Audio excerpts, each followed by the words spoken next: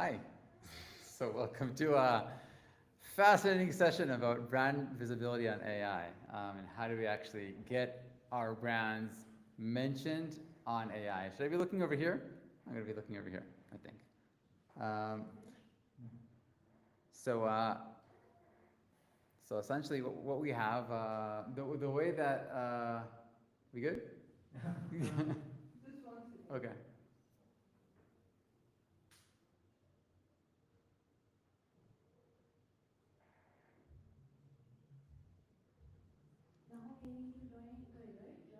Is that camera even? Should we be looking here or there? Is that the camera that's going to be No, working? no, the camera is. I'm looking here. Okay.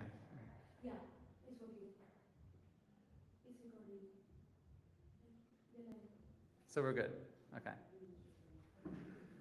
Awesome. We're good. Okay. Yeah. So I'm going to be talking about brand visibility. Essentially, how do we get our brands mentioned on AI chatbots? And why does that even? Why is it even important? Let's talk about. So today, people are moving from search. Hi. So people are moving from Google search to AI search. It was more and more we could see ChatGPT, Gemini, Perplexity, Claude. Uh, Now Google rolled out the AI overviews and also AI mode in the US and India. It's starting out now. We had about 100 million people that are experimenting with AI mode in the US and India, and also in the UK.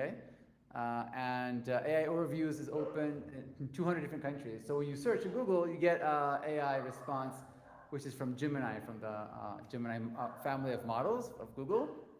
So this is why I'm actually answering the question: why is this topic important? If you want your brand you want people to find your brand, your business, your company, your website, then you want to be on AI. You want to be visible on AI. So that's the motivation here.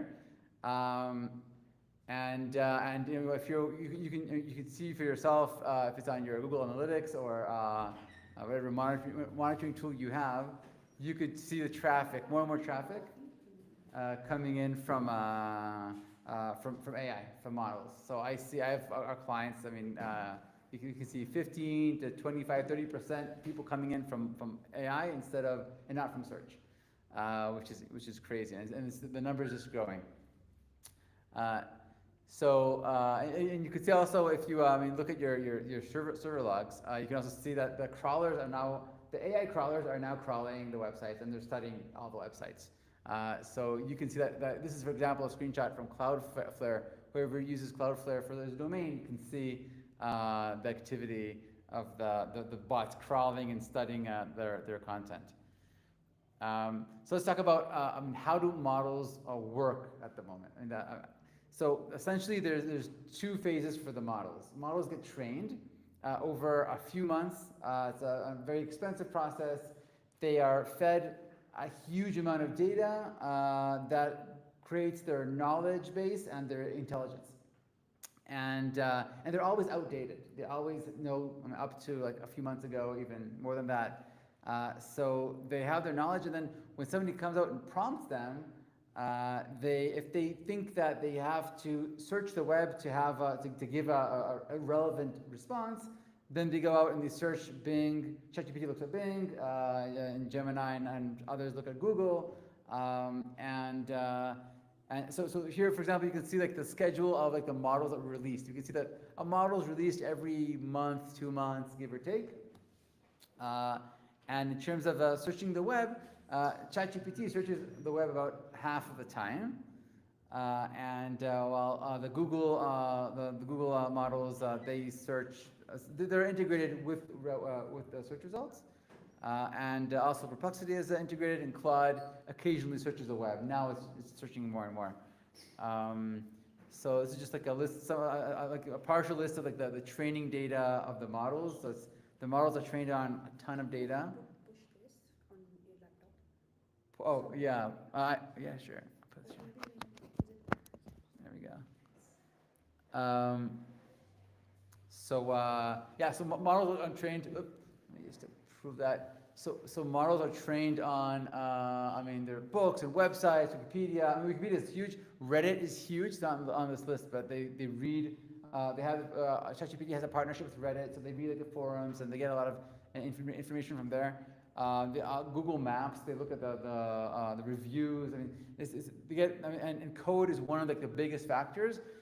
Code, the training of models on code is what actually gave them the largest jump in their intelligence. That's one of the things that that brought upon, I mean, this whole AI era. That and all kinds of techniques that were designed and developed in the last few years. But I mean, people have been working on AI since the 70s. But in the last like 5 years, 3 years, there's a huge jump due to like a few, lucky guesses that kind of really worked.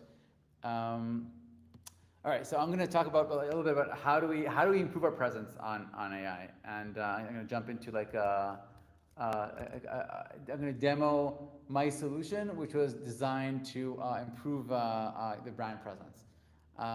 And just like a word of background about myself, so you know where I'm coming from. I've been a coder ever since I was 13. I write code, and I've been launching products, hardware, software products for years. I was in charge of the innovation and AI at Monday.com for 4.5 years until a year and a half ago, where I left and went back to entrepreneurship.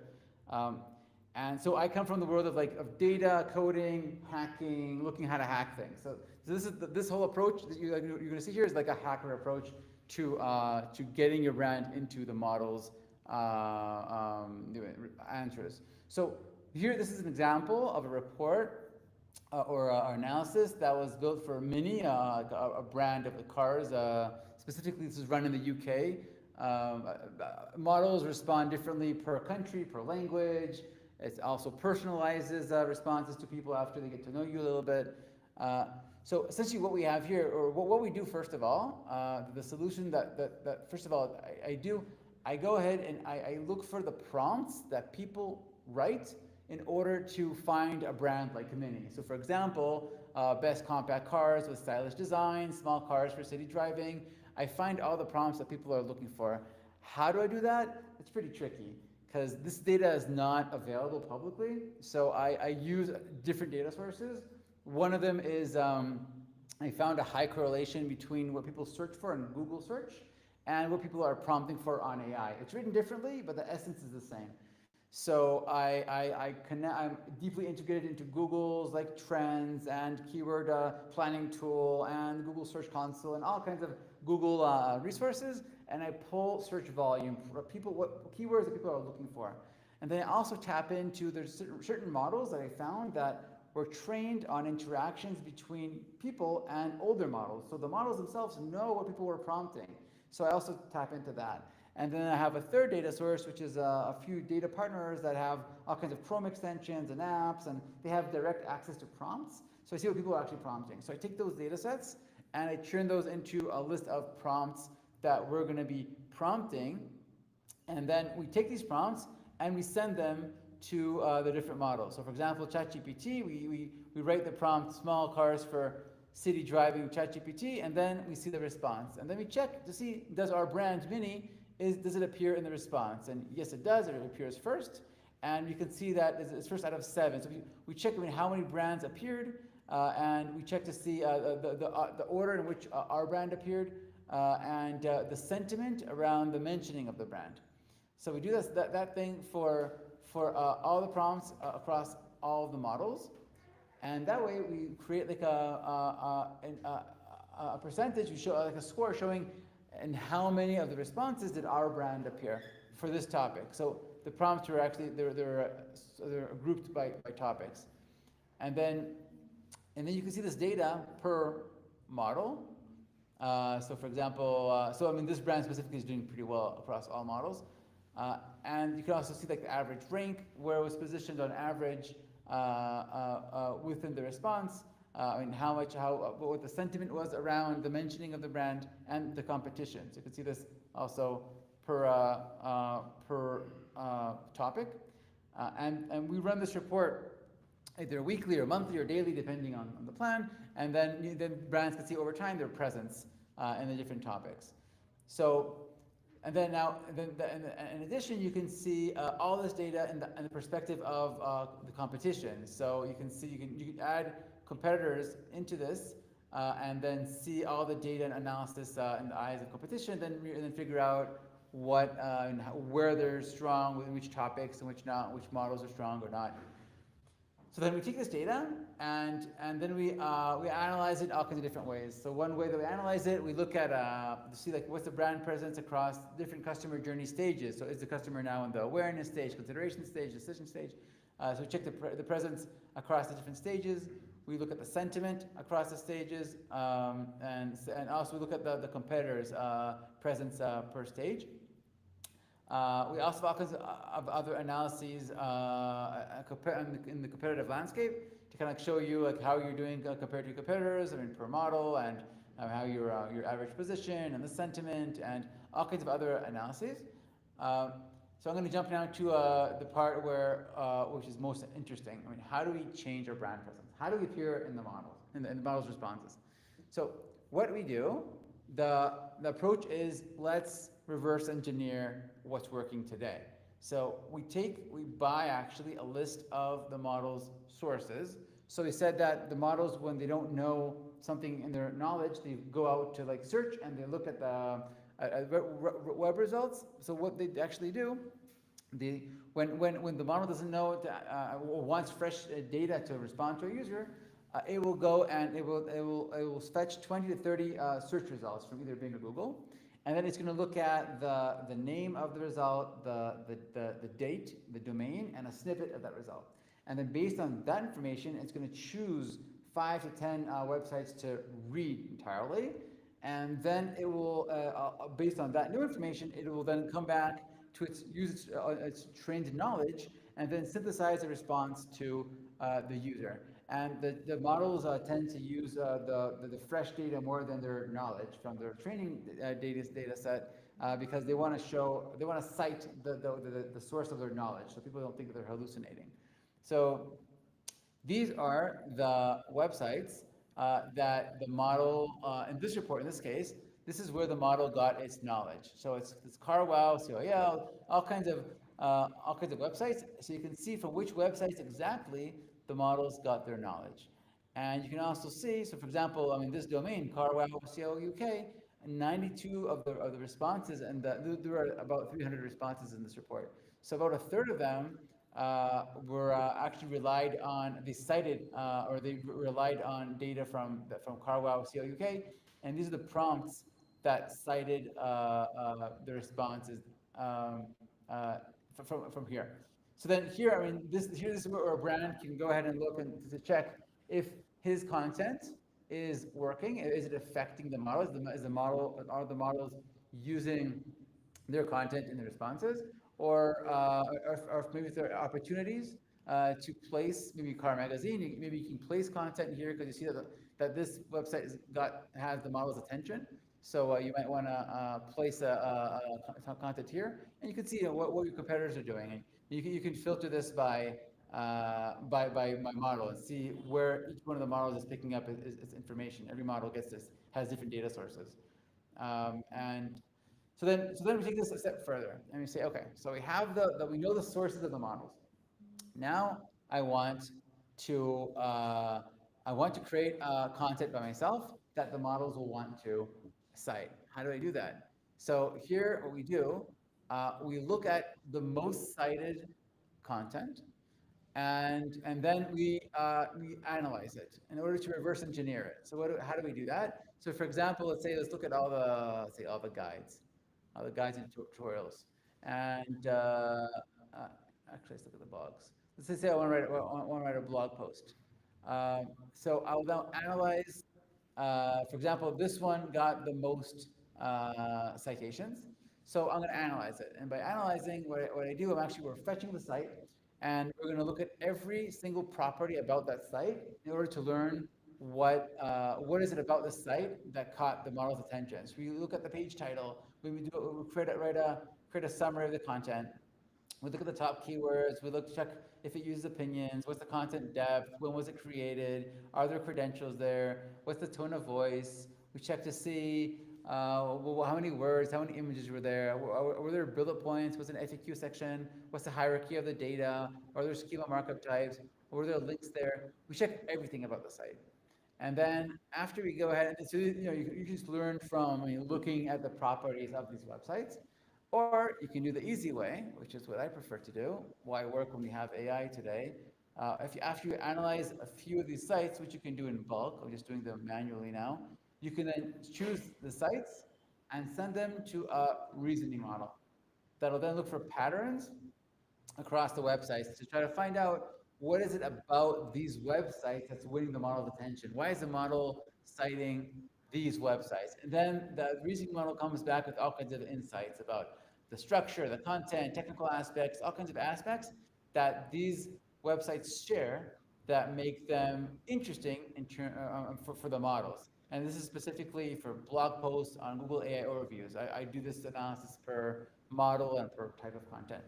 Uh, and then I take this a step further.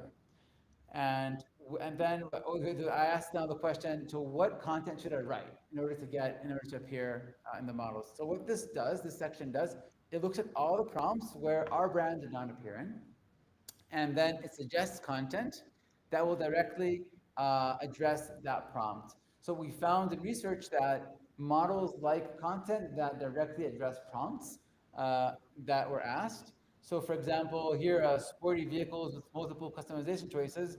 So we'll suggest content that will say sporty vehicles with endless customization. So essentially, we're going to try to associate the brand with that prompt, with the response to that prompt directly. So then if you take this brief and then you connect it with the section that we saw earlier, you can create content that is very highly likely going to win the model's attention. And how do we know that it works? We measure. How do we measure? We use two ways to measure this. One thing we do, we track and we put all the content of the brand on this page, and then we track. This is just sample data, but we track to see how often the content was cited per model over time, and we can also see which prompts yielded those citations. And also, we connect to Google Analytics, and we pull all your traffic, and then we see what percent of the traffic came in from LLMs, from AI chatbots, and from which chatbots, and to which pages did they come. And this helps us close the loop. So now we know what content you created, and then we see people are coming to read that content from the model and from which model, so we know exactly that it's working. And then we're able to fine tune our suggestions. If it's not working, we change. If it's working, we double down on it. So that's kind of like the approach. It's a scientific approach of experimentation. Because this whole world of AI is super dynamic. It changes every week. I see changes, and Spotlight is designed to be able to accommodate those changes and change as this whole field changes. Um, Two more things that I want to show you. One is this is a tool here that takes existing content and ranks it based on what are the best practices, what's actually working to be geo optimized, to be AI model optimized. So then this would essentially shows you where you have to improve technical elements or maybe content factors of the site to be ideal in terms of have the best chance of being cited by models. And another thing I want to show you is, this is the last thing I want to show you in this tool, is that you can, this is another section that talks about how is my brand perceived if people ask the models directly about it. So for example, if somebody asks, let's say, if is any good value for money, so ChatGPT responded, and then we score that response, and then give a high-level view showing how the different models perceive the brand. I mean, when they're asked directly about them. So that's Spotlight and the approach of how to hack our way into the brand's the model's responses. And I'm going to show you some more. Is that all clear? Or I have a question. yeah, So in the last part, right, the brand perception yeah. analysis, um, what's the corrective action? Let's say a model doesn't perceive the brand positively, right? Yeah, well, I mean, it's a good question. What's the action item? What do we do if it's not good? I mean, I guess we have to start working on the content. And so a lot of this data is based on more like review sites. So maybe you want to start working on getting better reviews on the review sites. So I found that ChatGPT relies very heavily on Google My Business, the reviews on Google Maps. So, I mean, that's for ChatGPT. But everyone gets the data from different sources. It's all kinds of like mostly review sites. At the moment, you can't see the source of the data here, but I'm going to add that actually soon, showing where it's getting its data and why it's giving like a negative, if it's negative, like in response. So yeah, but essentially it's like trying to like improve like the source, and once I show you the source, then you'll be able to improve. Um, so here's like a few things, like insights that from research that I did. Which we have like a lot of data. We collect like we run like tens of thousands of prompts a day and collect and analyze the responses and the sources, and we're looking to try to understand. I mean, what are the sources, or what kind of content should we write? Where should we write it in order to get the models to talk about us? So. Uh, so here's just one experiment that I ran, for example. I took the same prompt, which was specifically cereals for kids with no added sugar, and I ran it 100 times on ChatGPT on the same model at the same second. And I checked the responses to see, I mean, what are the responses? So all the responses were different. There were 100 different responses. But then I said, then I checked, are the brands the same at least that they mentioned? And pretty much yes. The brands it was pretty consistent. So that was good for me. I said, okay, so I can actually build a product around this because I know that, I mean, so every time you prompt, you get a different response. But if the brands that are mentioned are pretty much the same brands, then the insights from my tool, they're valid. Also, I checked to see are the data sources that we relied on every time, are they consistent? And we found that also, yeah, they're pretty consistent. Uh, and then we analyzed all kinds of like sites that were cited to see what is it about them, what's a common pattern across different websites that were cited. And we found that a majority of them had some kind of visual data, a graph, a diagram, a chart, something that looked a little bit scientific. Um, so that's like one like takeaway that you could immediately like apply. We also found that if you have some kind of empirical evidence showing like a percentage, a number that shows like you're data driven, that also helps. I mean, Claude is very heavy on like a data, like scientific knowledge or content, but and other models are also pretty they appreciate it. Um, you want your content to appear in the like from the last 6 months. So if you have a date on your content, even if it's always just updated, they want to see something that looks up to date. So the last 6 months has like a clear I mean the fresh data, fresh content has like a clear like a priority for the models when they choose like websites to cite. The depth of the content, you don't want it to be like too shallow or too deep. Somewhere in the middle is pretty much where I found that all the models prefer to be. Um, so a lot of people talk about like FAQ section being something really important for websites.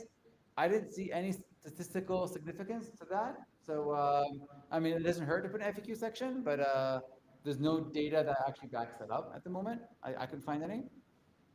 In terms of the length of the content you want to write, you want it to be between 1,000 to 3,000 words.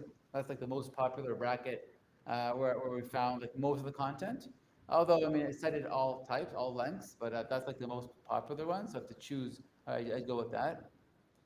And then they have like all kinds of like popular data sources. So Google AI Overviews is really strong with Reddit, YouTube, Wikipedia, Google Maps, ChatGPT, which is interesting because ChatGPT and Google, different companies. And Perplexity is really heavy on YouTube for some reason. They take a lot of data from there.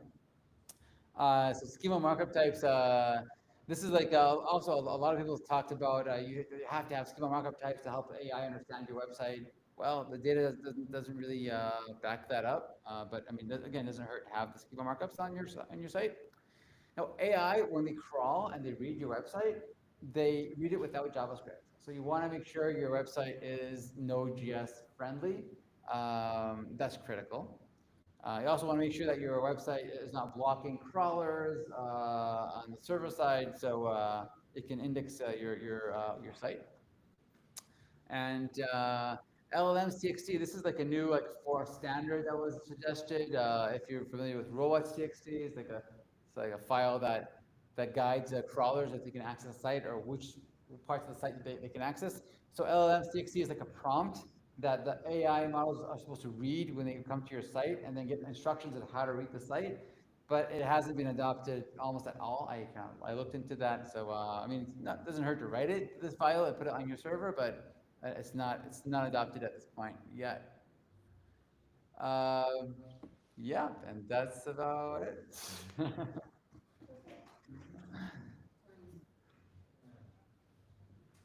Um, Google just released a statement a couple of days ago and said that you don't need to worry about, you know, generative AI optimization. Just focus on, of course, it's On just what? for On their SEO? business. Yeah. Uh, so maybe it's to boost their own business, but like now that I have seen this data, this presentation, I have some data points related to Yeah, I mean, I'm curious. I didn't see that release. I don't know what just exactly. like day before yesterday. I'll send it to you. Okay, yeah, I'd be interested to see that. I mean, Google's one player, and there's other, there's ChatGPT, and and Bing are partner, and there's other players out there. So, but yeah, I don't know I don't know how you can not care about it. I mean, brands want to appear, they want to find their way up in the response, and I mean, if you see AI views or AI mode, I mean, they're mentioning brands, and they're getting that data from somewhere, and sure, Google don't want you to play around. I mean, SEO is about hacking your way into the search results. GEO is about hacking your way into like the AI responses. Brands will always want to try to hack their way up, even if they're not as big as like a bigger competitor. They'll want to appear big. So, yeah, I don't know. I'm not sure what the statement was, but Yeah. I mean, this I don't think this industry is gonna go away. It's Right. And I feel it's complementary rather than, SEO is dead, the way people say. But Yeah, so it's not totally dead. I mean, yeah, I mean, so SEO is still there. A lot of geo, a lot of this is built on top of SEO. There's a lot of commonalities, and there's a relationship between the two, because the models do look at the 30 first search results in search. That's SEO. You need SEO to be in those first results. So you still have to be there. But then you don't have to be in SEO because the models are trained on data that is not necessarily on search. So you want to line up. You want to do both efforts, SEO and GEO together. It's kind of like and the people who take on this effort in companies, people dealing with GEO are SEO people. I mean, I deal every day with SEO experts, and they're just adding this as a layer on top of what they're doing already. It's different, but it is related, and then they have to write content. Now that's geared both towards both SEO and GEO. So there's like they just expanded. Yeah. yeah. So it's like sometimes the same content for both, and sometimes it's different content for each, but it goes into their content strategy. They have to not, they're starting to take that into account. Right. So, Now, in one of the conversations, you mentioned that ChatGPT uses Bing because of the Microsoft partnership. yeah. Um, so is like I've I've always been thinking about SEO as a SEO for Google and then tracking through Google Analytics. So if someone wants to make sure they appear on Bing as well as Google, um, what's the strategy to ensure, or one strategy works for the other? So I mean, I'm not an SEO expert. I know that I mean people till now pretty much optimized for Google because that's the main player. But now Bing is all of a sudden super important because ChatGPT relies. They, officially, they rely only on Bing. In practice, I can see in the data that they're also looking at Google data. So they're like doing half half. But you want to be on both. You want to be in Bing and Google. Um, I assume that if you're optimizing for Google, you're probably SEO for Bing is probably similar to Google, but I don't know. I'm not an SEO expert, so I don't wanna say anything about that. What's wrong? Um, I mean, I know geo, yeah, but not. I mean, I'm learning SEO because I have to because this kind of it comes up, but I'm not an expert there. What's also those interested in the space as a service provider to the brands for at this time? What's the opportunity here for people like those who want to use this as a service and the brands for them to have better price? Yeah, so I mean, we're talking. So Spotlight is just a tool. It's not. We're not an agency. We don't give service. So agencies come to us, and then they sell it to brands, and they give the service on top. So I mean, this costs a few $100s a month, and then the agencies take a few $1,000s a month for the service, which is just the tool plus an hour a month or an hour a week, where they just go over the dashboard and then devise a strategy and prioritize, and then make sure that everything's implemented. Um, so, I mean, agencies have a huge opportunity here. They're making most of the money, and that's fine for me. I mean, I want to just to sit here in a beautiful place and work on my laptop and not talk to people all day long. Although I am talking to people all day long, I don't like it, but that's my reality. Soon, hopefully, that will stop. And yeah, but the vision is to just build a product and then find people who can find clients and sell it to them. And I mean, I have so much interest coming in now because brands are they're scrambling to find solutions because they see their traffic going down. They see that search is going down like crazy. It's eroding like every day, and, and they're looking like for a solution. So I mean, I think this is a huge opportunity for people just to pick up this tool, connect with the brands, and tell them, listen, I'll guide you. I'll just walk you through this dashboard every day or every week, and then work on a content strategy. And so yeah, it's a new market that's opening up now. I think. What should be an approach for a small business?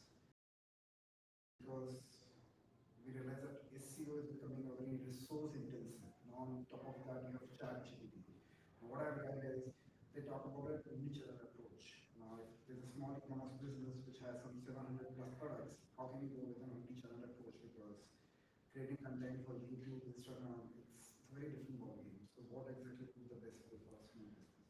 Uh, well, I mean, I don't think that e-commerce specifically is a little bit different. If you're talking about e-commerce and 700 products, I mean, that's to be honest, I didn't totally crack that yet because you have different SKUs. Everyone has a different like demand or different like competition or like alternatives on the market.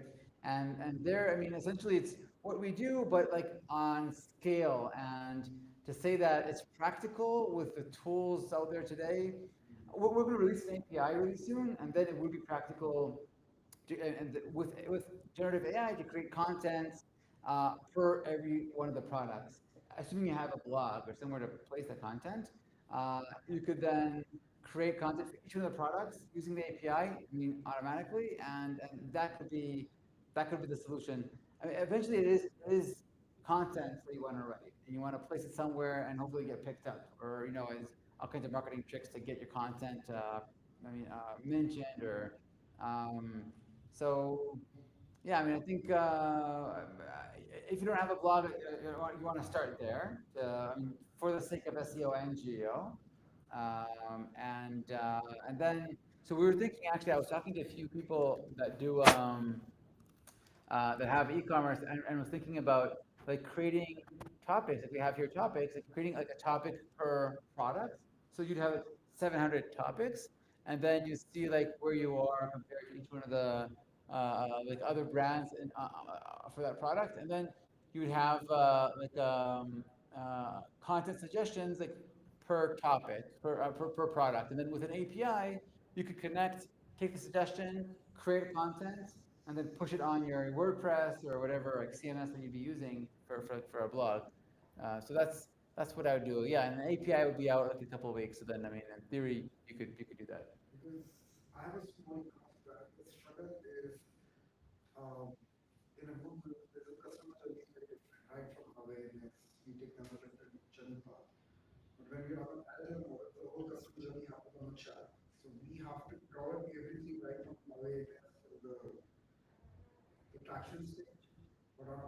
product page, I cannot cover the journal because product page is different. So for me, optimization for Google or Bing optimization ChatGPT is a very different approach to this thing. Only thing which I felt is if you put 15 to 20 FAQs, that can help a little bit. But then again, the citations, you don't have an SOP which is being created. So, I mean, you can have your product page a lot of content. You decide how much to put there, and I mean, I would. It's interesting. I mean, I'm not. I mean, I would maybe do product page and enrich it with data and by the best practice of GEO. But then also, I mean, if you're optimized for GEO, you're also optimized for SEO because GEO is built on top of it. So you just have to think about GEO. And anyway, that's the future. I mean, today people are, it's really commerce is already integrated into chat. So you can chat ChatGPT and buy directly from ChatGPT, which is crazy. And Gemini, everybody's going to be doing this in a moment. I mean, because that's how they're going to monetize. Um, so I mean, you're Magento, your Amazon doesn't matter anymore. It's not relevant anymore. It's going to be directly purchasing within the chat. You won't even see the product page in the very near future. They're already talking about it for months now. So so I don't even know if the product page matters as much as the look at a blog or content that you throw out there explaining why your product is better. And if you're buying, you said you have your own brand, so that's good. If you're reselling a different brand, why would they buy it from you and not a different vendor? I don't know. I mean, I have no idea. But if you have your own brand, that's great. You can explain why your brand is better. Why is it standing out from the alternatives? I mean, price, quality, whatever. I mean, so I would focus on content, and you can do that. I mean, with AI, you can generate it at scale. You can spend 3 days and build content for all your SKUs, all your products. It's just, I mean, today's so easy to automate these things. yeah, the content which comes out sometimes the hallucination aspect is too much.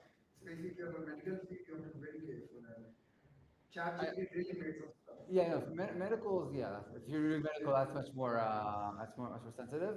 But I think that so there are all kinds of tools that like proof check the content, validate it, and also I think with enough prompt engineering, you can get to a place where I mean it's pretty good. Even if it writes it out and then you just confirm, verify each piece of content manually, but it wrote it all out for you. It still saves you like 90% of the time, which is also I mean a great thing to do.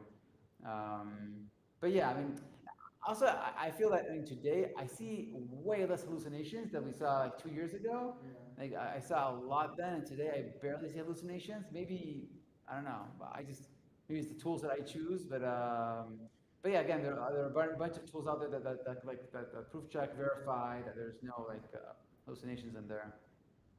Like a sequence where you like get content and have another one like checking in, and have, like a few like AIs like checking like the same content.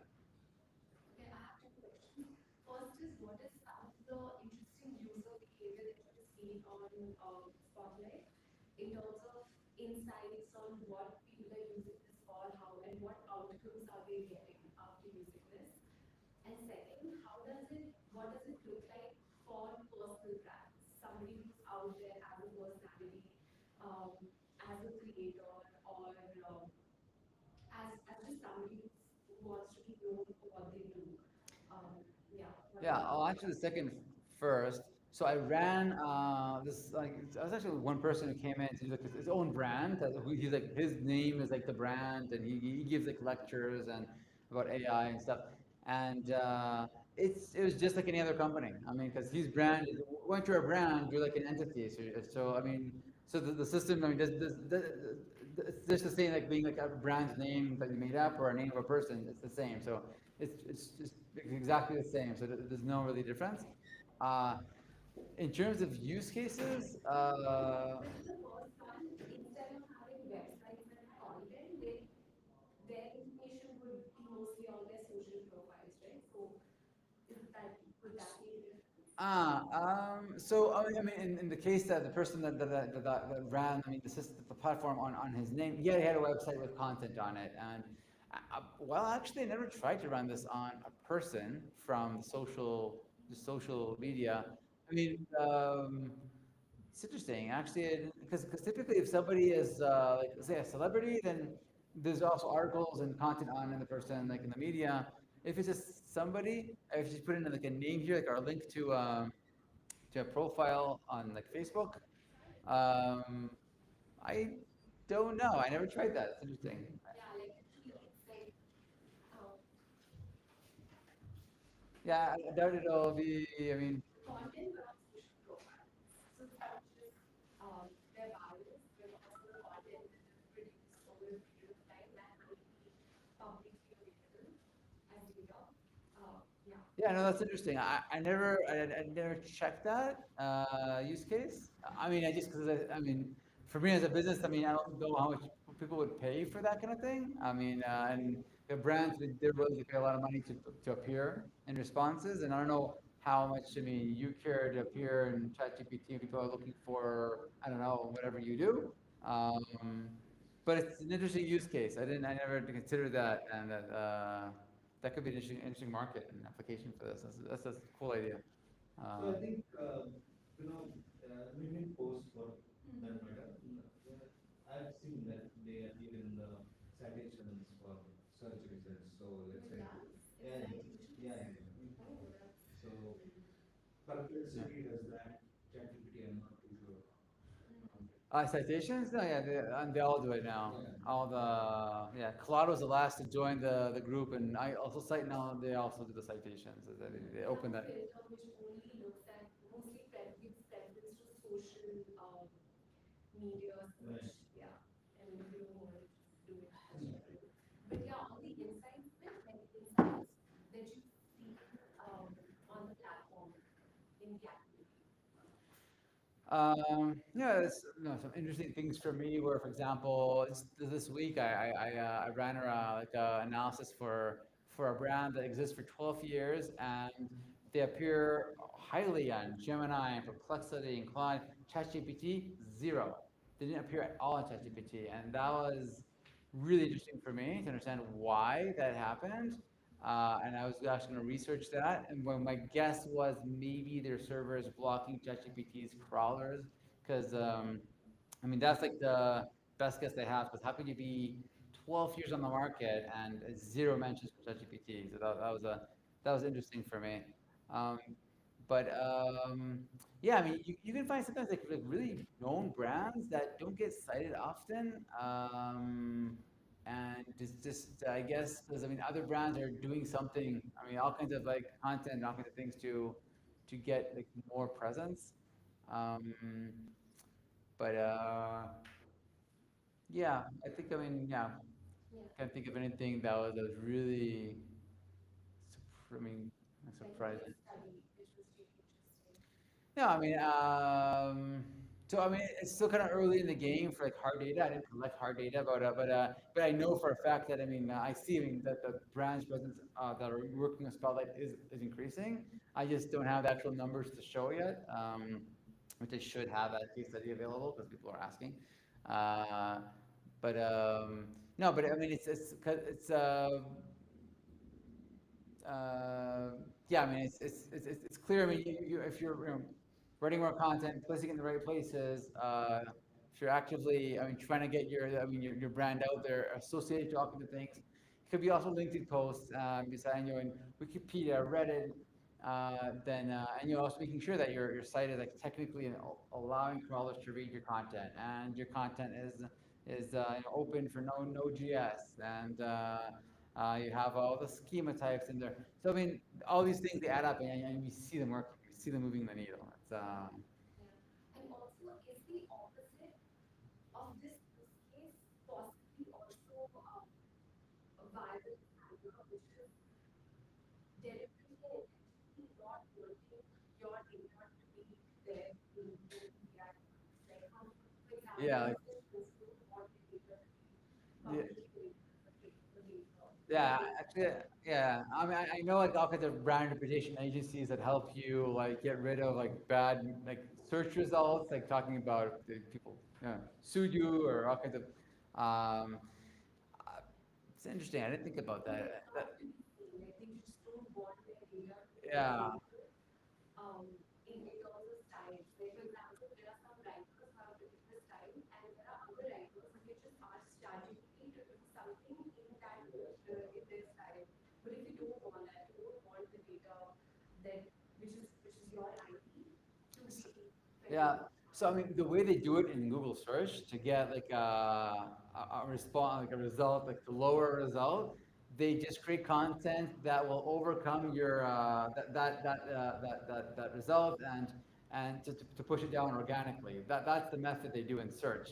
So so here in this case, since it's AI, it's different. I mean, in theory, if it's like a brand, you could make up brands and promote them, and because eventually the AI will only mention like 5 to 10 brands every time. So sometimes it's more, sometimes it's less. But you could, in theory, create more brands to give it more things to push down. But I don't think that's really going to work. That's not effective and doesn't. No, that's interesting. I mean, what you could do, maybe, I mean, you could like block, you could block crawlers from accessing your site, and that way they won't read about you from your site, but they'll read about you from other sites. I mean, if you have presence around. Um, yeah, that's an interesting use case. Um, And what do attributions look like in this? And I'm not sure how that would fit into this, but something that gives you something back whenever the model picks up something. Is there anything which is relevant to this product? that gives you something back. Yeah, attributions to whatever you've created.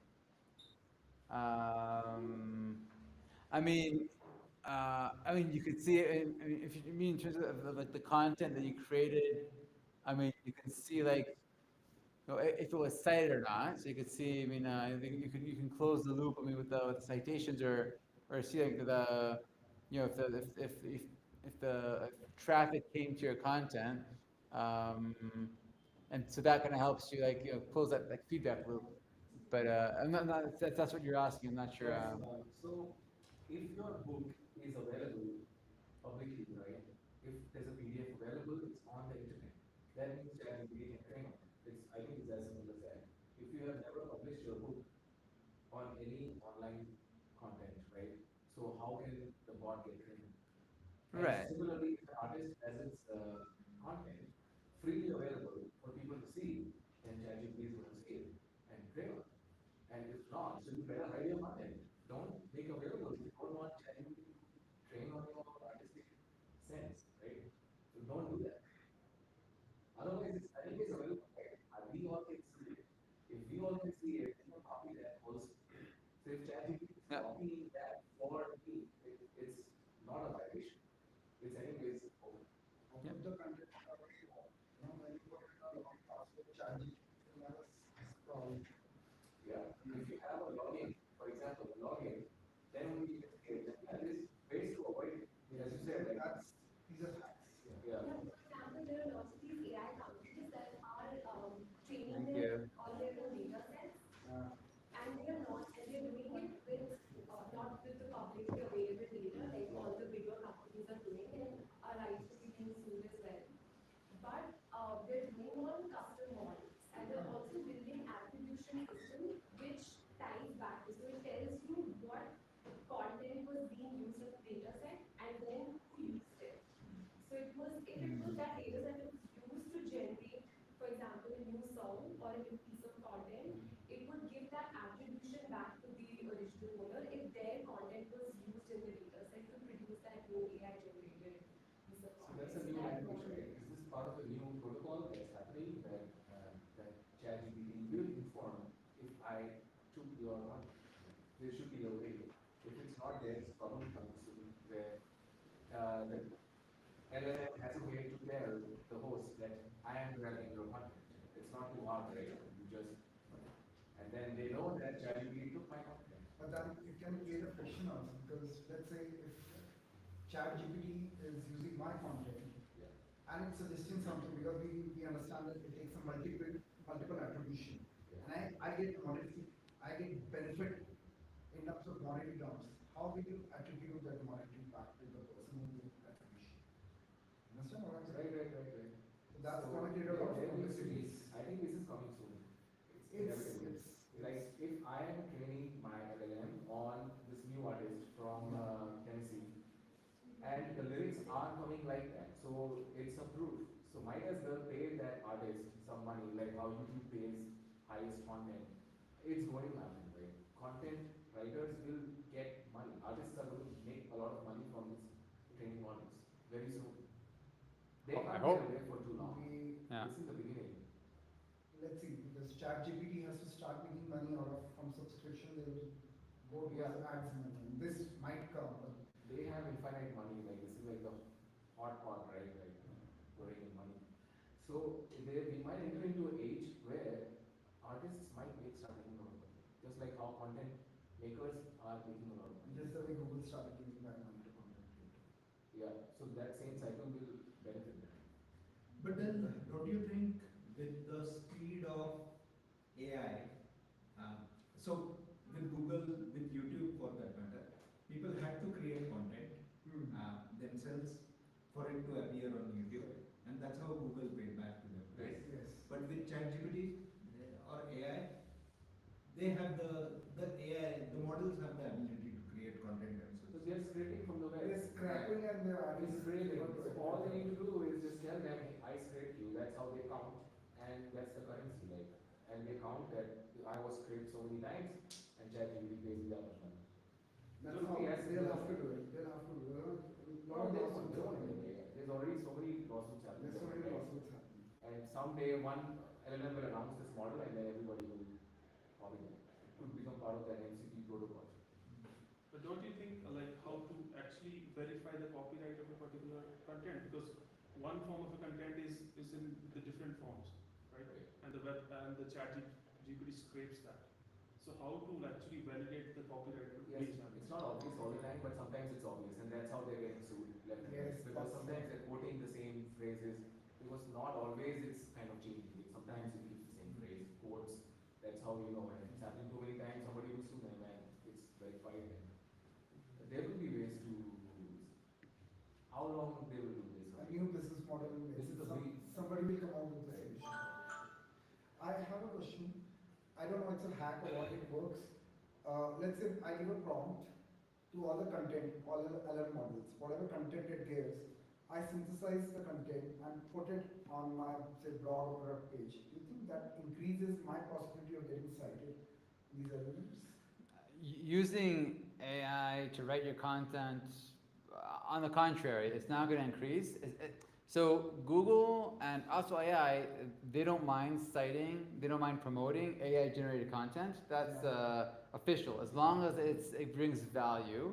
They don't care if a human wrote it or AI wrote it, because sooner than later, AI is going to write everything. And or maybe people do some work, but AI is in the process, everybody's process today. So it doesn't matter if you write it with AI or human. What does matter is that it adds value, knowledge to the world. And that's key. You want to bring proprietary, unique, different, new data into the net. Once you do that, Google, AI, everybody's going to pick you up. That's what they're looking for. And then that's why I'm actually working on a tool now that will dig and find proprietary new data so that you can use and share. So I just actually this week I just wrote a post that exploded. I got like 45,000 impressions just asked for like an hour ago about how I connected Cursor, like my ID, my development tool, directly to my database with an MCP, and I taught it about the database structure and my business objectives, and now I just use Cursor to talk directly to my database, and it thinks of all kinds of insights that can be extracted from my data, and then I tell it, okay, extract insights, and now prepare them as a post so I can then put it on social media, and that works really well. So, and that's proprietary, that's fresh data that nobody has. It's all based on Mindfront data. I used to have a huge database. So if you don't have a huge database, you can go ahead and maybe run polls, or you can do like deep research with some of the different tools, and then try to maybe synthesize like data from the deep research, and hopefully try to get, but you want to show like numbers, data, fresh content that is not repeating any other content. Google looks for redundancy. It looks to see if the content offers something new. So that's where you want to focus on. Doesn't matter if it's AI or human. What's the tech stack of this product and where did you build it? You build it on Cursor? I love that question. This whole thing was built on Cursor. I didn't write a single line of code. This whole app is it is like hundreds of thousands of lines of code on this thing, and the whole thing. So I built it out with Lovable, if you're familiar, Lovable. So that was 0 to 1. I prompted build me this and that. 5 minutes later, I had like the base of the product, and then I started talking to Lovable and asking for it to change it and fix it up, and it got really bad. So I said, okay.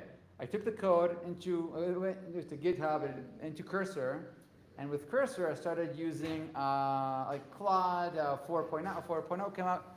I do everything with Cursor. It's all AI generated, all the code, and I'm a very experienced developer, so I guide it occasionally. I know how to do the architecture of the code, security, all kinds of things that it's kind of like not great at, but all the code is AI, and actually 7 weeks after the first line of code was written by AI, I already had a first paying customer, which is actually a huge multinational brand, already paying me for this product. And I was blown away by, AI did everything for me. And the website, I mean, everything we have, also like this is like the landing page, like all the marketing like material that I wrote, like, everything is AI. I mean, it's just I just. You know, database behind it, Sugar? Sure, yeah. Supabase is so that's like integrated with Lovable. So Supabase gives you a backend. If you're familiar with Google's Firebase, it's just like Google's Firebase. Essentially, it's database, it's user authentication, it's edge functions, like serverless functions, your whole backend essentially for $25 a month. So I spend $25 a month on my backend, $20 a month for all the AI for Cursor. That's it. That's all my expenses, and I have like a bunch of like paying customers. I mean, this is like super profitable because I mean I do have hard costs on running the prompt. So when I fetch data for my system, you guys weren't here to see the demo, but I fetch a lot of data from the models, and that's pretty expensive because I get like official data with sources, and it's this, but it's still SaaS, still profitable enough. So yeah. How long will it take you? I mean, I had like the core MVP, like basic version in about 7 minutes, and then I mean it looked pretty legit after 2 weeks, and then I was selling it after 7 weeks. So I mean, super fast. Wow. You know, This is incredible. Congratulations. today's age, your cycle is 1 to 2 months. We are at that stage right now, 1 to 2 Yeah, months. because I have built products that it's taken me like at least a team of 14 across engineering product and over 9 to 12 months at least to build like a SaaS product. When? This is still 2 years ago. 2 years over. Yeah, I think that's what I'm saying. That's like, it's incredible what AI has gotten us to, but like, Yeah. what the other thing that I'm super curious about is if somebody wants to build like a light version of this just for their own use case, can they use, I mean, you use something which is like technical sort of co-pilot and agentic sort of workflow, but can they make something like this on something like a Manus, and get it like up and deployed? Yeah, and I mean, I built this with AI. You can build the same thing with AI. You can just copy this one to one. It'll take you some time because this specifically, so today there's no moat. There's no technical moat. Everybody can build anything very fast. I don't know if you heard about the DocuSign lawsuit recently that somebody built, DocuSign is like a few billion dollar company. And somebody rebuilt DocuSign in like 2 days or something. And then, Rebuild Reddit like in like a week. right, so easy. It's so easy. But the thing is now, like, what the hell is going to happen now? Like, you have an idea, it's a hit. People are going to copy. Right? I might as well copy. I'm not Right. going to do it, but It's so super now, easy. like the race is like you just have 2 months ahead of the race, and if the guy behind copies it gets a bigger investment, they are at a bigger acceleration, and they might catch up with you. Yeah, so I was looking for something that's complicated enough that'll take people time to catch up. And today, my competitors, they raised between $6 to $30 million. I raised zero. I spent $45 a month on, but those are my expenses. So no reason to raise it. I rejected many investment offers, and I said, what will I do with your money? I have nothing to do with your money. I don't want a boss, or I just make it. It's taking money. So I mean, my competitors that have these millions of dollars, they have these big engineering teams from all these big brand companies, and they're way slower than me because they have their meetings, they have to sync, they have to agree, they have to hire, they have to fire, they have to train, all that stuff. This is just me and agentic AI flying. I see an idea, somebody throws me an idea, boom, it's in the product within half an hour. I mean, I build so fast, it doesn't make sense to have a team. It actually slow me down if I have somebody working with me. So I do have people working with me on the business side, sales, marketing. That's where I need people to help and scale. And also, only one person for everything, or I mean, depending on account managers, you need people, but essentially, so I mean, to your question, I mean, can you build it? Yes, but specifically this is pretty super complex. Now, I'm a very experienced programmer. This is my 5th company. I led the innovation AI and money.com. I know I built there hundreds of products. I really know how to build things fast. And this took me, I'm working more than half a year on this, day in, day out. It's super complex. So yeah, you can build it, but if you want to get to the level of accuracy that I have here and have a lot of integrations, and it'll just take you time. It'll take you a lot of time. I think even now there's a complex project, right? It will take 6 months. It will take 3 to 6 months. But if you have a simple project, that's like 1 month. Oh yeah. No, yeah. Simple projects you can do over on a weekend. So I've been also doing a complex project, and I am at 3 months now, and there are some which doesn't integrate. It keeps breaking here and there. Like I don't know if you saw it, but you fix one thing, then you break something Yeah. else. You fix something, and some JavaScript is broken, and you fix this one, and some other script is broken. It doesn't do a comprehensive. So there are all kinds of ways to overcome that. I had that problem in the beginning, and so there's an array of things you have to do. In Cursor, you have something called rules, where you can define all kinds of system instructions, all kinds of like overhead knowledge that goes to all your prompts. And then you can put the rules, a description of how your system works. And that way it breaks less things when it fixes things, when it builds new features. That's one way to do it. Another way is to know which context to give the AI when it's writing a feature. Show it all kinds of other relevant files so it understands them and then doesn't break them. Or there is or I mean, the whole architecture of your program, of your platform, if you break it into like micro compartments that are isolated from one another. Yeah, this is a trick, that's a very good trick actually. That you isolate, you tell it to isolate, it doesn't do it by itself. Yeah. Put it in different files so it's easy for you to see what's going on and you can catch. That's a very useful one, like put it in different Yeah. files. So the architecture, so I really isolate all my processes, and then so something breaks, only that's broken, and it's fine. I mean. Now, but it is a good point. I mean, today I feel that QA, I need QA more than ever because I change things, and sometimes the AI decides to do something on its own without me noticing, and I just automatically approve a lot of the changes without reading all the code, and then it breaks things. So today, actually, I'm looking for like a QA automation solution. I think there's a lot of these. I just have to choose one and start using it. I try to use Cursor to introduce QA into my code, like unit testing and stuff. It was horrible at it. It didn't work. So then I said, I'll just look for somebody like external to do the end-to-end, like external testing, and make sure that nothing big broke. And that's like one of my tasks for next week to do. And that would be. But I think that today, vibe coding, along with good end-to-end QA, is all you really need to make sure nothing broke, and you have AI writing the code. I mean, I think that's kind of like, and you need like the end-to-end QA. Talking to the vibe coding, inputting the fails into the vibe coding, it'll fix the features that broke. What's the solution for your end-to-end QA? Is there I don't have, currently it's me like just occasionally making sure. Great product idea, like end-to-end QA which you can integrate with these, because it doesn't exist. This is like so important because it keeps breaking. It writes the test cases, it breaks them, it doesn't care, it's just broken. Yeah. No, that's one of my biggest issues today. I want to solve. The biggest issue. If that is solved, the development speed is going to be like 5x. Yeah, I agree. A 6-month project is going to come down to 1 month project. Yeah, especially if the AI gets the results from the what broke, and then it goes and the agent keeps working until it fixes everything. Then yeah, that'll. But this will come like in a year. I think this is. No, we can do it. That's a weekend project. I can do it this weekend. I mean, to build it out is not a. You already have all the end-to-end. I mean, automated QA solutions out there. Selenium. There's a bunch of. It will get baked into all these solutions. This end-to-end QA, like within a year.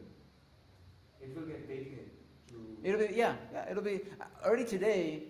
Cursor, they have like Cursor bugs. They have some kind of a product that runs on my GitHub and checks for bugs on the. I didn't even look into it. I just saw it running, and so I mean, products will be there. There are probably already products out there today that are. I just didn't look for them yet because I'm too busy coding and building.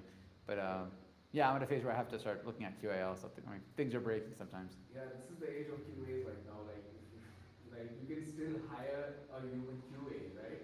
Yeah, actually, I want a human QA to think about edge cases and see the UI, user experience, things that I'm not sure I know how to define to AI so well, like the softer like things in the product. So yeah. What are your customers? How do your customers find this product? And like, what are people looking for? Like, if they understand that they want to have their brands come up on ChatGPT the way they like to, what do they look for? No, I mean, so marketers, this is on the top of their minds right now. This is like the big discussion. So not a lot of marketers are not aware of this. I mean, people are looking actively for solutions. I mean, they just want to have their brands to appear in AI responses. I mean, they see, I mean, AI mode in Google is now taking over, so they want to appear there. They're not appearing. There is no more search. Search is dead. That's it. It's done. So they want to appear.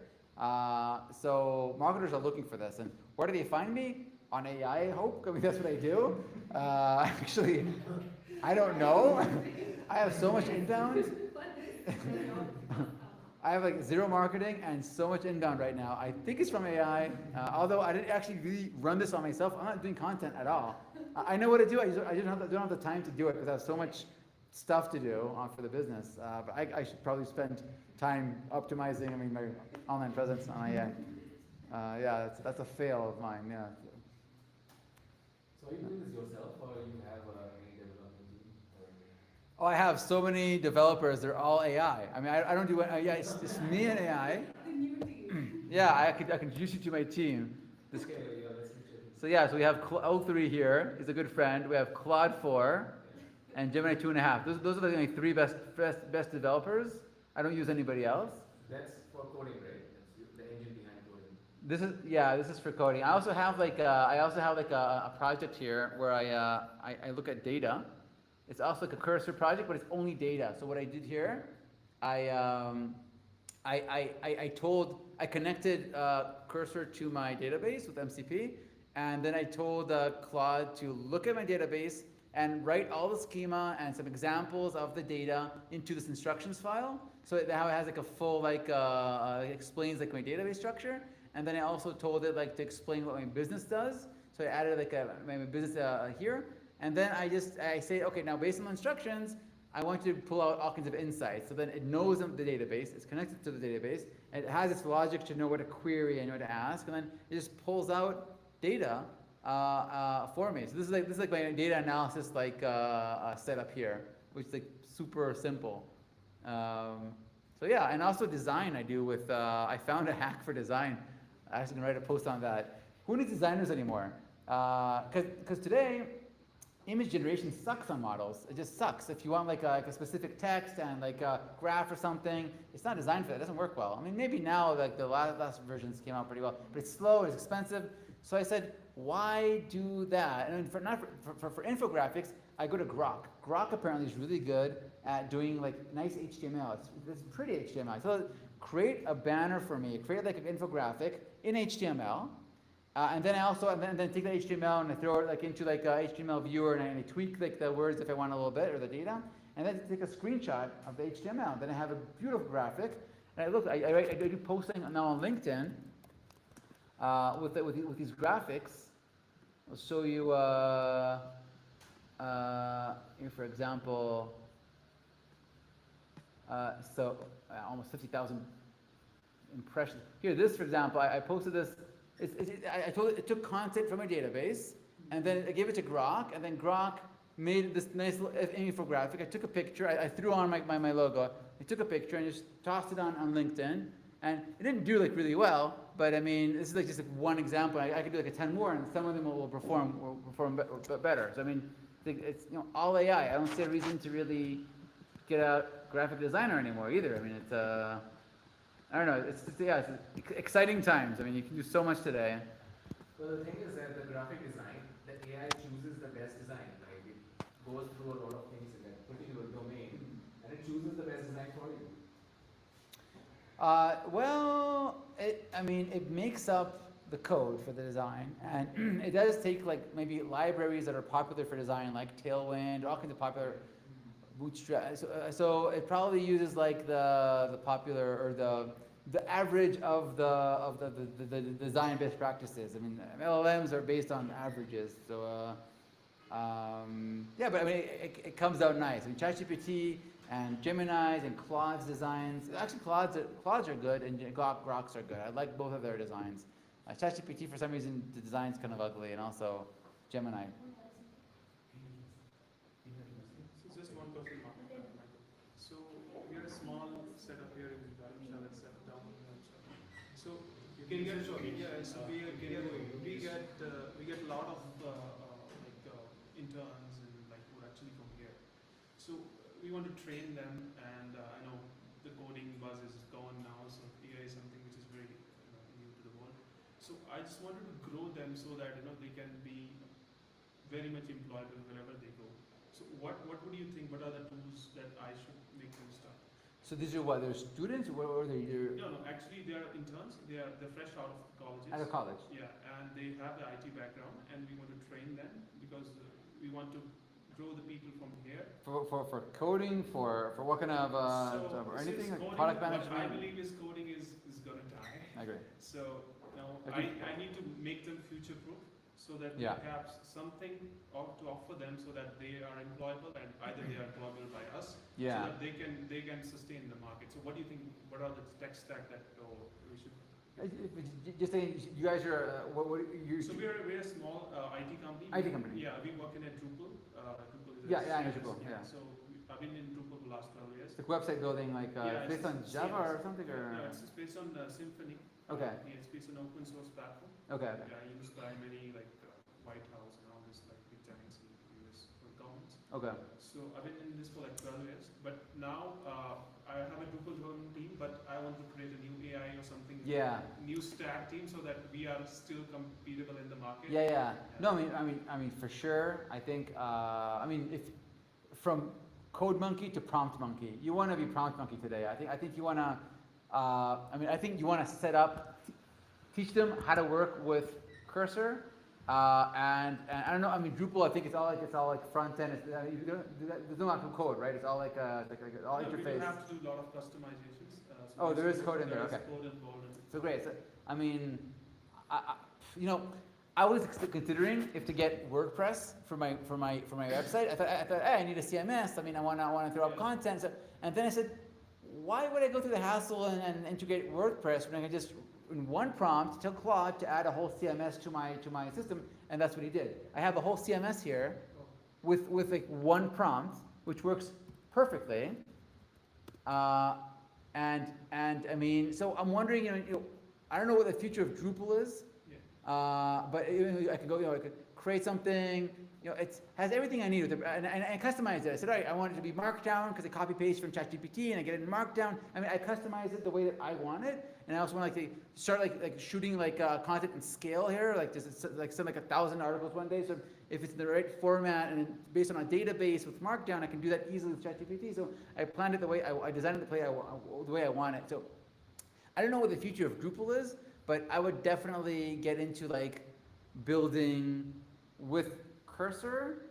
I mean, because I think so. I mean, in most of my career, I hate that word. Most of my life, I've been doing both coding and product management. And here I'm doing more product management than anything. I have to define all the time what's the next feature, what's the user experience, how it's going to be marketed. I have to think about those things, and I think that's much more about that. Coder, I mean, so I do use my coding hat when I do the coding, but it's more about what is the product, because Claude most of the time does a great job with the coding, and I just have to kind of decide.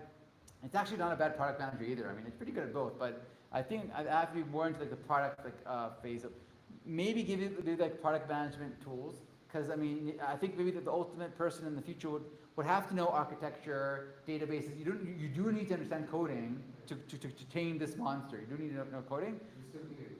You still need the overall coding expertise. Yeah. To know the overall architecture, because if things break, production breaks, man, you need to know what is your app. Otherwise, it will take time to Yeah, you know, I gotta say that my code base, which I've been working on for 7 months, if you ask me which technology this is, I don't know. I have no idea which code. If you guys can tell me, I have no idea what this is. It's Vite. What's Vite? I don't know what this is. I have no idea. And you know what? I don't care. It doesn't matter. I don't care what the syntax. I don't care.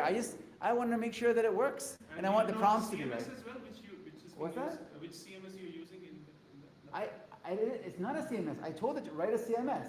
oh. A CMS is a content management system on a database. It's tailor made. It's nothing.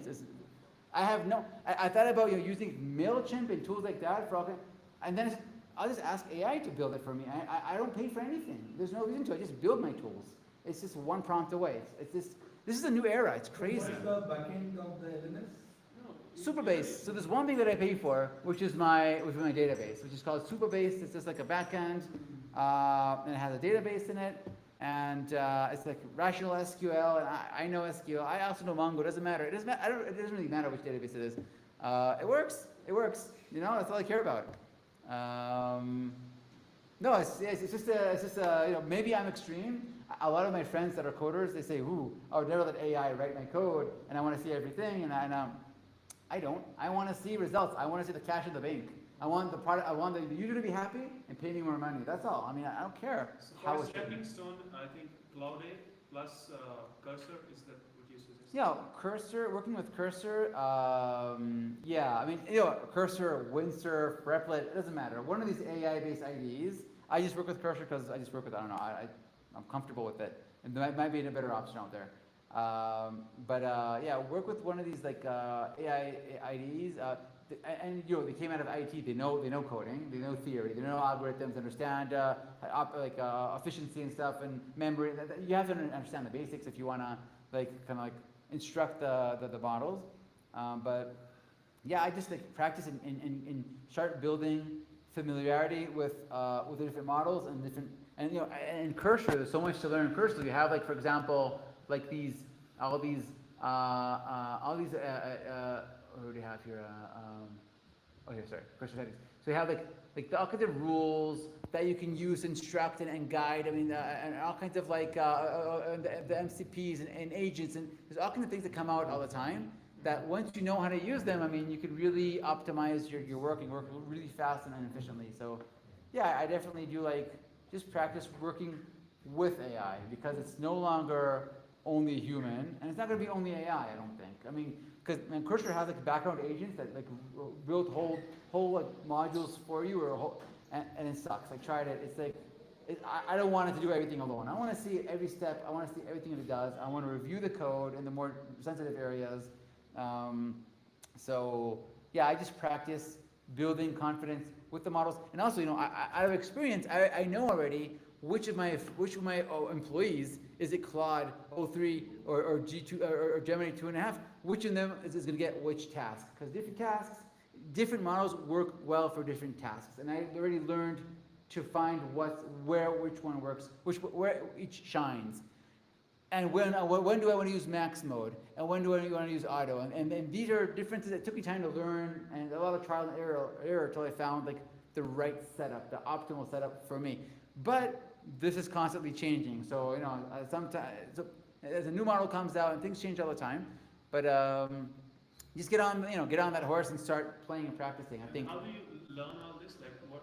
through experimentation. Personally, I don't have the patience to watch YouTubes or read anything. I have zero patience. I like to be hands-on and try and fail by myself. So that's how I learn. But people learn different ways. And how did you come about this? And how did you how did you find this idea? How did you identify the market for it, the need, and the opportunity?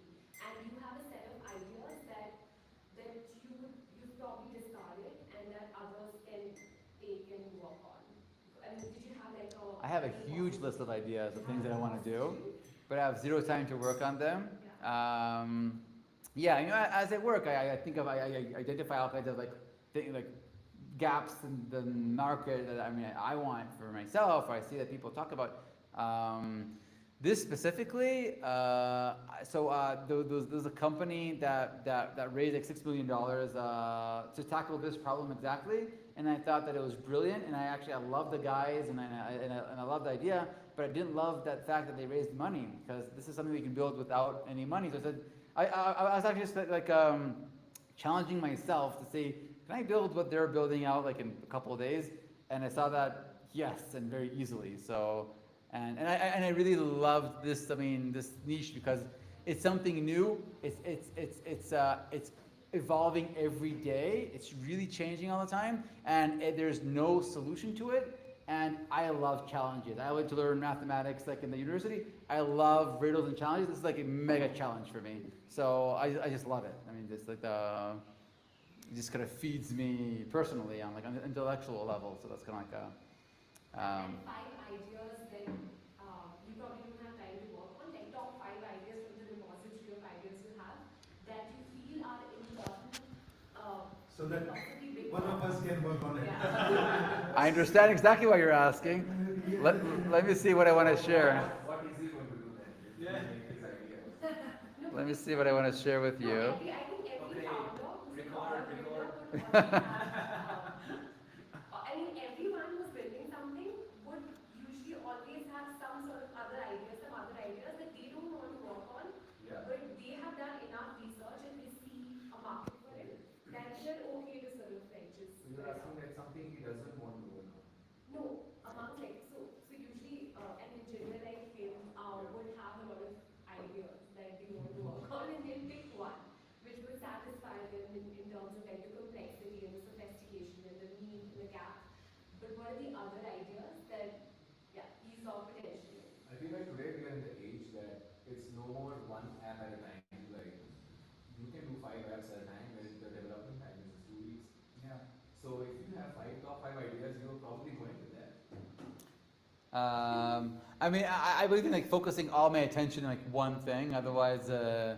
so I mean, I'll give you like some things. I mean, I would love that would exist, but I mean, they're not also easy to do. So one thing I'm waiting for somebody to do already is create a solution that will remove accountants from the world, or the whole tax issue. I don't know about how it's like in India, but taxation is horrible. Also here, it's horrible. So I'm also like a triple citizen. So it's really complicated for me.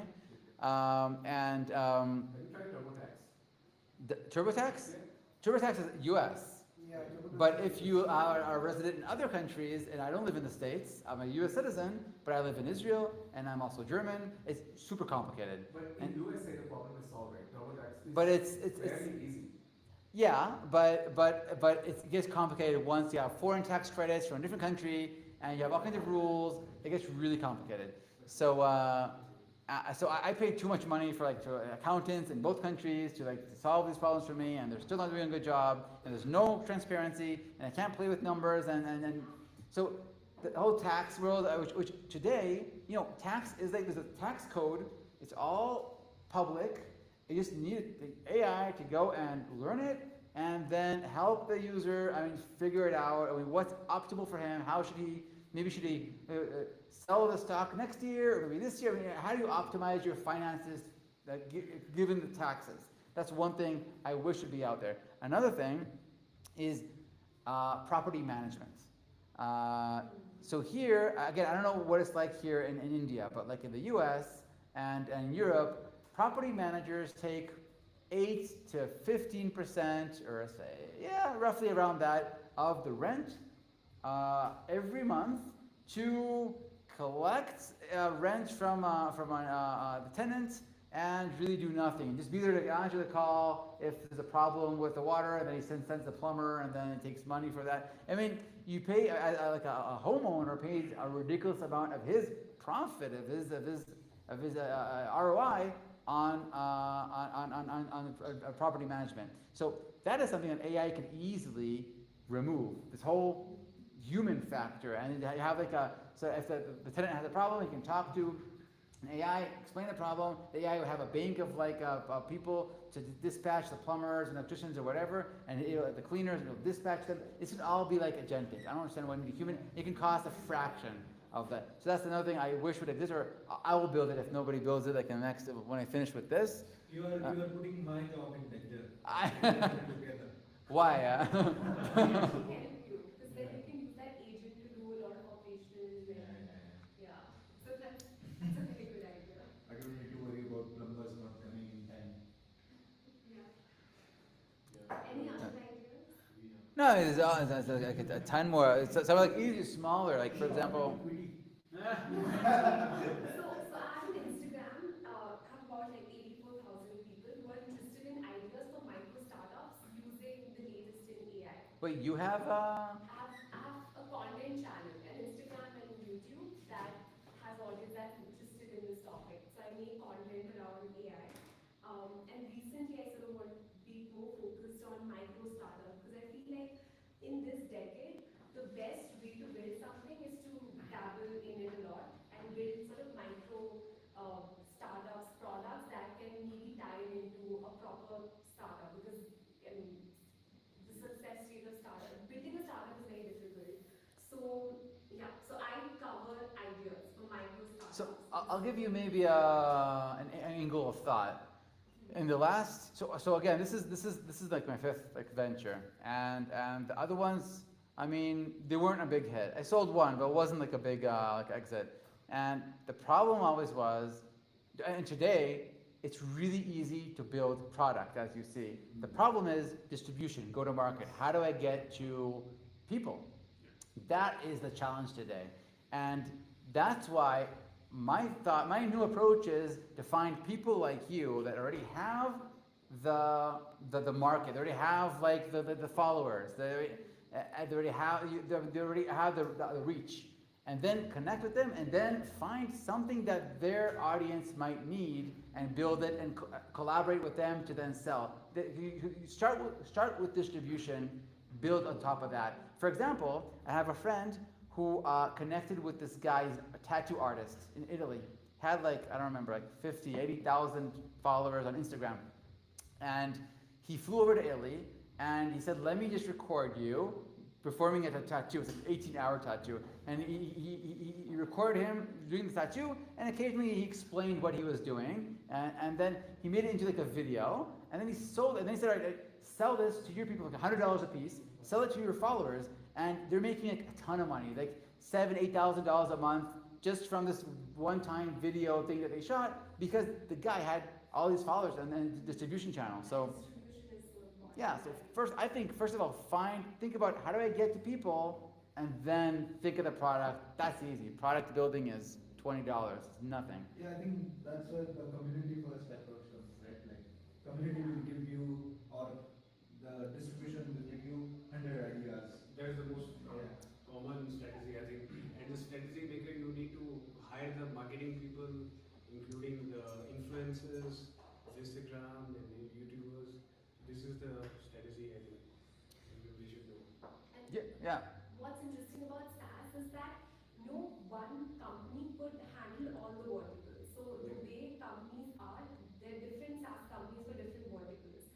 And now the agents, the AI agents, give us an opportunity to actually transform each of those verticals in SaaS. So there are a lot of these opportunities, right? So I mean, what do you think? Like, is that something? Is that I mean, there's a thing in marketing that, I mean, you want to position your brand to cater to a very certain audience. Because then when the audience comes and they have like these 10 options to do, I don't know, for example, brand visibility, they're looking for the brand visibility tool that has specifically e-commerce in a certain field. And they're like, oh, it could be the same product, but the messaging and the landing page says, this is tailored for you. So that guy will say, oh, I want this.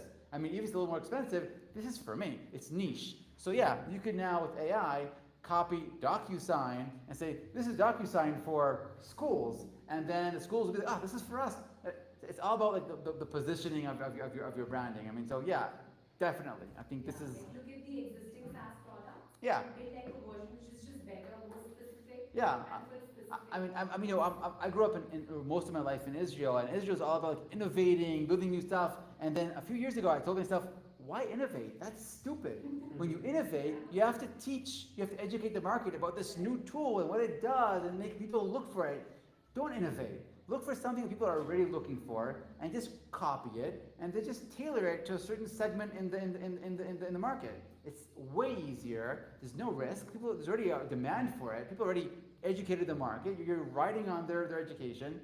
No brainer. And today with AI, total no brainer. I mean, anybody can go home today, look for any tool, and just rebuild it with AI, and you have a landing page. Tell Claude to build you a landing page that caters the tool to a certain segment. Easy. I mean. So talking about community and value of community nowadays, we're actually working on a community development app. And so my question is, how do you stay ahead of the curve?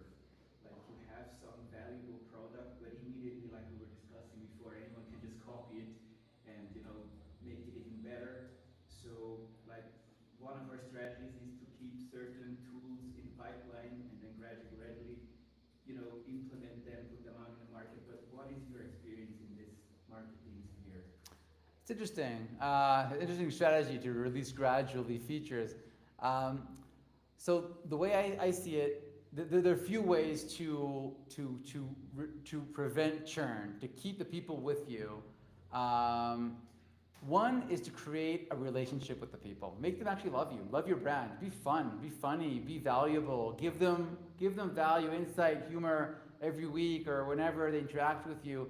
And even if there's an alternative out there, they're already emotionally connected with you. That's one way to tackle it. Another way is to lock them in. Give them a steep discount for a 12-month contract, and then they're locked in. Or you can hold their data. I mean, today with GDPR, you have to be allowed to export their data, but make something sticky about your product. Make something about it that, they can only see within your product. I don't know if it's community, then maybe the relationships that they build within the community, and they can only message people or do some kind of interaction with people only from within your tool. So they once they leave the tool, they're going to leave those connections that they created. They have to find a way to make it sticky. I personally believe in just throwing out all features immediately. I actually release features before they're actually completed, just to show that I'm already there. I have these two features here that are one is a placeholder. It's not even doesn't even exist. I didn't even work on it yet. Or this feature where I write that it's still under development, but I want people to see that I'm working on something, because I want to show that I'm always in the forefront. And again, with AI today, I see something somewhere and boom, I build it. Within half an hour, Claude builds it for me. So I don't see a reason to hold features back personally. But retention is, that's you want to always measure, mixed panel clarity, Google Analytics. You want to always make sure, get feedback from people if they churn, ask them why you're leaving. I used to be a product manager for Wix for a while, and there when somebody wants to unsubscribe from a plan, we made them mandatory say why they're leaving. If they couldn't leave, they didn't explain exactly why they're leaving, which is pretty aggressive, but that insight was so valuable for retaining the future people that we did that. That's part of the product cycle to find how do you want to retain your people. For sure it's an issue. Now I'm in the phase where I'm looking to onboard people, and I got a lot of them committed to the 3 to 6, 12 months. And my next goal would be, okay, how do I make sure they're all happy and I retain them, and more high NPS score, make them tell their friends to join, and I want them. That's the best thing you can do. Get people, your users, to bring the new users, through their friends, because they had such great experience with you. So that's the real goal, the customer satisfaction. Do you think the landscape today is super competitive because of this super quick time to market? So it creates a real unstable playing ground, because you might be doing good, but here's another player who launched a big marketing campaign, and now bam, just overnight, within a month, you have this big competition. So it feels to me vibrationally, it feels like this is an unstable market. This entry is easier, but maintenance is hard. Perhaps. I think you want to choose a large enough market for whatever you're building. For example, what I'm building, it's an immense market. Everybody's doing SEO. This is relevant to him, and every brand is doing SEO. So it's huge. So I'm not worried about 100 more competitors. I don't care. The market is big enough for me to have a piece of the pie, and I'll be happy with that piece of the pie. I don't need the whole market. But yeah, you want to choose. I mean, you want to choose your niche. I mean, if you're going only after, building a tool only for schools and Dharamsala, then yeah, that's limited. You want to find a market that's big enough, and if there's more competitors coming out there, again, competition is good because it shows, because together competitors educate market and show. I mean, and also, I mean, you somebody improves something, so you also improve, and then you bring more value to people. I like competition. I don't want to be in a field where there's no competitors. But yeah, it's true. Today you can build easily, but the building is not enough. I wrote so much code that it just went into the trash, and that was never actually used. Getting the users, retaining them. I mean, that's the real effort today. And also before, that was always for me the big challenge. How do we get the people, keep them happy? So yeah, I mean, That was the same before, but now we just have more sharks in the pond. I don't know if sharks. I mean, because also, VCs they don't know how to handle. I mean, this whole vibe coding era. I talked to a lot of VCs. They have a problem because I mean, there's a problem with technological moat. People can build everything out really quickly, so you have to find some kind of moat, some kind of unfair advantage to, I mean, so they're not spending money on everybody right now. I think they're rethinking everything right now and how where their position is in this new world. So I don't know how many people are getting funding to now pour a lot of money on marketing and take a lot of attention. I don't know. I don't see. I mean, and eventually it's all about attention. I mean, because I could work on 10 projects now, but I only have really the mind span for like one thing to do really well. I could do 10 things half-assed, but I mean, one thing I could do really well. So I said I'm gonna do this day and night, and I'll have all these other ideas. I mean, I'm not gonna touch them. So then if you have like talented people, everyone's gonna do probably just one thing, and most people are not entrepreneurs. I mean, so you have so many entrepreneurs in the world that most people are looking for their stability, 9 to 5 paycheck to pay their rent. That's probably 95% of the people. So, I don't know. Isn't this like the age of entrepreneurs? I feel it is. I mean, I feel this is for me. It's the dawn of entrepreneurs right now. Like, it's the best time to quit your job. It is. It is. Like, I there was agree. never a better time to quit your job. I totally agree. Don't miss the bus. Like, this is the .com era. Like again, like 25 years. Yeah. No, it's just totally crazy, exciting time. Just quit. Like you can do any passion you have, right? You can launch a startup in passion. I think this is going to be a difference too. Like, do you really have the passion for that product? If you have, you're always going to be more delivering than your competition. Like the energy that you put in will not be matched by just somebody else who wants to copy your product. They will always look like somebody who copies you. I agree. If you really love what you do, then it'll show, and then the product. And then because you will anyways have the energy to fight the competition because it's from your passion. Right, because it's. I mean, I enjoy this. I mean, I don't feel like it's fighting, or I don't feel like it's not work. This is like playtime. I do it on my free time. This is my hobby. It's full time. I'm just doing it all day, all night long, 7 days a week. I mean, absolutely. You better to love what you do and not. Because it's super exciting, right? Like you're doing a job of like 10 developers alone. So you feel like Hulk. So No, it's incredible. I mean, all my life, I would lead teams as the product manager, the CEO or CTO company, and I would have teams build products. And now, what I would typically have ready after 2 weeks, I have in like 2 minutes or less. It's crazy. The whole team, the graphic design, the QA, not the QA, but the developers. I mean, that's a big adrenaline boost right there because you whoa. Like, yeah. No, I'm overwhelmed every day about what this does for me. I mean, I ask it to do something, boom, it's done. It's like, whoa, what's a cool feature and design it really nice. I like the UX that it chose. I'll change a little bit of that, but yeah, I'm just surprised every time I see like how amazing this is. I mean, I think that people don't realize how wild this is. Yeah, this is like the beginning. So you catch the bus and you're ahead of the curve.